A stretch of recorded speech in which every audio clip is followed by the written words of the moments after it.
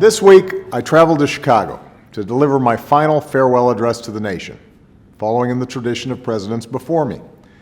It was an opportunity to say thank you.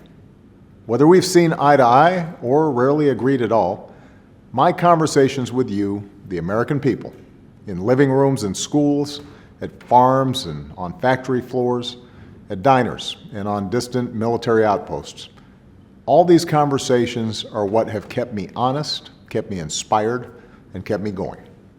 Every day, I learned from you. You made me a better president, and you made me a better man. Over the course of these 8 years, I've seen the goodness, the resilience, and the hope of the American people. I've seen neighbors looking out for each other as we rescued our economy from the worst crisis of our lifetimes. I've hugged cancer survivors who finally know the security of affordable health care.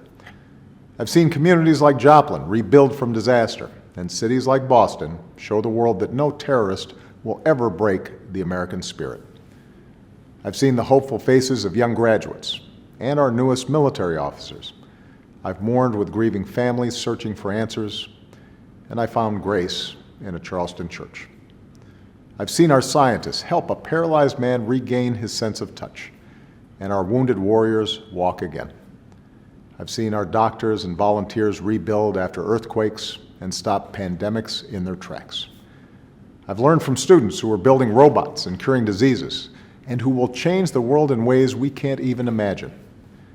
I've seen the youngest of children remind us of our obligations to care for our refugees, to work in peace, and above all, to look out for each other.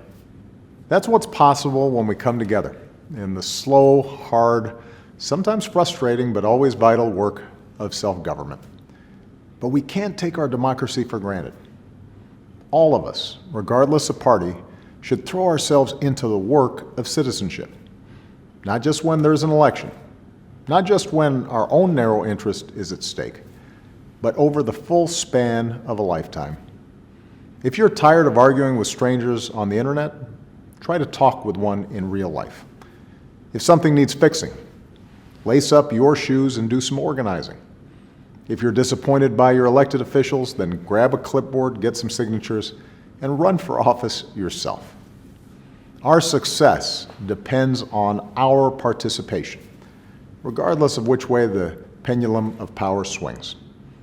It falls on each of us to be guardians of our democracy, to embrace the joyous task we've been given to continually try to improve this great nation of ours.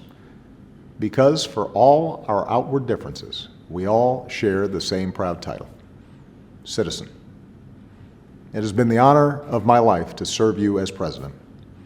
8 years later, I am even more optimistic about our country's promise, and I look forward to working along your side as a citizen for all my days that remain. Thanks, everybody. God bless you, and God bless the United States of America.